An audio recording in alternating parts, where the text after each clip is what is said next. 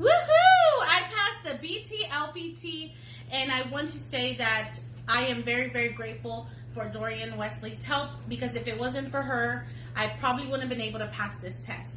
I took the test the first time on May 26th, and I did not pass. I failed with a 227, which is pretty low.